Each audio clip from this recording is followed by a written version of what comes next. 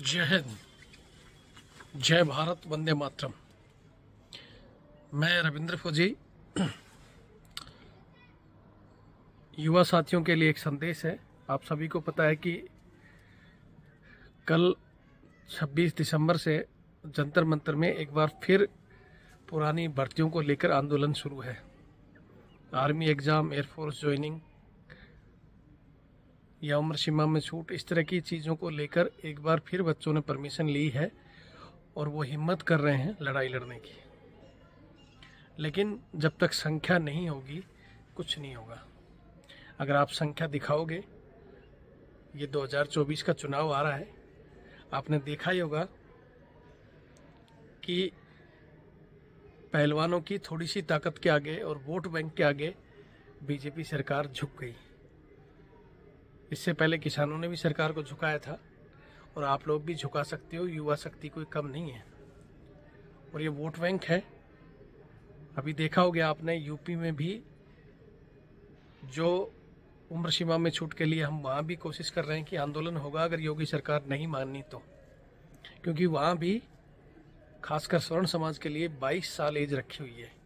5 साल बाद भर्ती आई है, लेकिन वहाँ स्वर्ण समाज अपनी ताकत दिखाएगा, जिसकी भी रणनीति चल रही है। और ये आर्मी एग्ज़ाम वाला जो मसला है, इसमें संख्या बहुत है, लेकिन बच्चे जब तक खुद नहीं निकलते और इनके लिए कोई संगठन या इनके खुद के माँ बाप बाहर आते नहीं हैं। हमने कहा था कि वोट की चोट करो, वो भी नहीं की। भर भर के इनको वोट दे रहे हो। बच्चे मेरे से कहते हैं कि सर आप कुछ करो। भाई हम क्या करेंगे? ताकत आपको दिखानी होगी। आप अगर संख्या दिखाते हो तो हम लोग तो कुछ ही मिनटों में दिल्ली पहुंच जाएंगे। हालांकि मैं भी कहीं घर से बाहर हूं किसी काम के लिए, लेकिन फिर भी संख्या होते ही मैं पहुंच जाऊंगा और मेरे से जुड़े और भी जो हमारे फौजी भाई हैं वो भी पहुंच जाएंगे। लेकिन सबसे पहले आप लोग तो अपनी संख्या दिखाओ। मैं फिर कहता हूं कि ये समय है, सरकार आसानी से झुक जाएगी। शांतिपूर्ण तरीके से सिर्फ संख्या दिखाने की जरूरत है। जब तक संख्या नहीं दिखाओगे कुछ नहीं होगा। और मैंने कह दिया है, मेरी तरफ से मैंने पहले ही कहा था, आज भी कहता हूँ। और ये अग्निपथ योजना जो बहुत सारे लोग जी मोदी जी ने किया है, सेना की योजना है, तो इस पर जो जनरल नरवणे साहब का बयान आप देख ही चुके हो। उन्होंने स्पष्ट बता दिया कि ये इन मोदी जी की ही पीएमओ की योजना थी, जिससे खुद सेना चौंक गई थी। क्योंकि हमारे फौजी भी आते अभी बस अंधभक्ति में लीन होकर कह रहे थे कि नहीं आप लोग गलत कह रहे हो, अच्छी योजना है। अब तो हमारे सेना अध्यक्ष ने भी कह दिया तो उनकी भी आंख खुल गई होगी। मैंने पहले भी कहा था कि एक समय आएगा जो अग्निपथ योजना तो वापस हो जाएगी। चाहे तो लोगों को समझ में आएगा या फिर कोई लड़ाई होगी तो अपने आप समझ में आ जाएगा। एक युद्ध में अग्निवीरों का सारा खेल बाहर आ जाएगा। लेकिन वो समय के साथ होगा। लेकिन इस समय की चक्की में पिस जाएंगे वो लाखों युवा जिनका आर्मी एग्जाम बाकी था, वो हजारों युवा जो ज्वाइनिंग, सिर्फ जिनकी ज्वाइनिंग बाकी थी एयरफोर्स में, आर्मी में, उन सब का भविष्य बर्बाद हो जाएगा। लेकिन उन सब का भविष्य बर्बाद हो रहा है उन सब के गार्जियन की वजह से, उनके खुद की वजह से, क्योंकि उन्होंने इस जंग में कदम आगे बढ़ाए नहीं।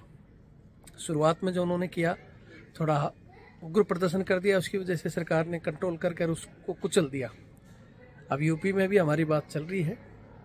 जो स्वर्ण समाज है उनसे मैं यही कहूँगा कि आंदोलन करो शांतिपूर्ण तरीके से, सिर्फ संख्या दिखाओ। इस समय सरकार अगर डरती है तो सिर्फ कुर्सी की गिरने के डर से। मैंने कहा था कि इनके जब एमपी एमएलए अग्निवीर बनने की बारी आएगी, ये अपना आप सब कुछ मांगेंगे। तो सब जगह संख्या गिराने की जरूरत है। शांतिपूर्ण तरीके से आ जाओ, घरों से बाहर निकलो और इन युवाओं को साथ दो। और वरना फिर हमें बाद में मत कोसना कि सर आप कहते हो कुछ नहीं होता। होगा तब ना जब आप लोग साथ दोगे। हम कोई तोप तो है नहीं कि हमने गोला दबा दिया और सब कुछ हो जाएगा। उसमें शामिल आप लोगों को भी होना पड़ेगा, आप लोगों को भी संख्या दिखानी पड़ेगी, तभी कुछ हो सकता है। बाकी मैं कहीं भी बाहर हूँ, जैसे ही मैं पहुँचूँगा अपने घर पे या तो और भी इसके सिलसिले में जो भी वीडियो होंगे हम बनाएंगे।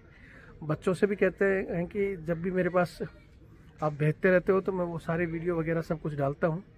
मैंने पहले ही कहा था कि मेरा चैनल हर एक उस आदमी के लिए, कमज़ोर, शोषित, दबे हुए, चाहे कोई भी हो, चाहे वो जवान हो, किसान हो, मजदूर हो, गरीब हो, जिसको भी जरूरत पड़े आप मेरे को या मेरे नंबर पर वीडियो भेजो। हम आपका वीडियो डालेंगे। हम उन न्यूज़ वालों की तरह नहीं किसी की चमचागिरी नहीं करते। हम लड़ते ही अन्याय अत्याचार के खिलाफ हैं। हमारा जन्म ही उस परिवार में उससे कुल में हुआ है जो अपने लिए नहीं लोगों के लिए लड़ते हैं।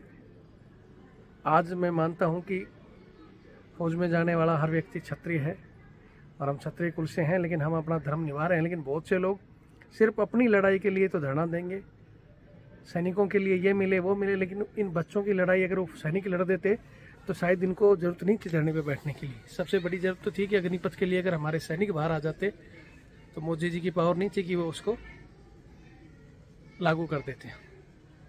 लेकिन हमारे ये सैनिक जो ऑन ड्यूटी हैं वो तो मजबूरी में और बेल्ट सर्विस से बंधे हुए हैं।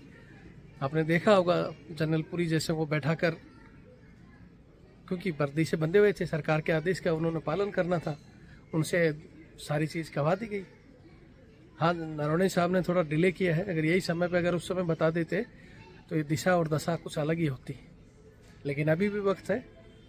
बहुत सारे जो हमारे जनरल साहब हैं या अधिकारीगण हैं जो इस महकमे में इस विषय में साथ आए, उनका मैं धन्यवाद देना चाहता हूँ। और ऑन ड्यूटी हैं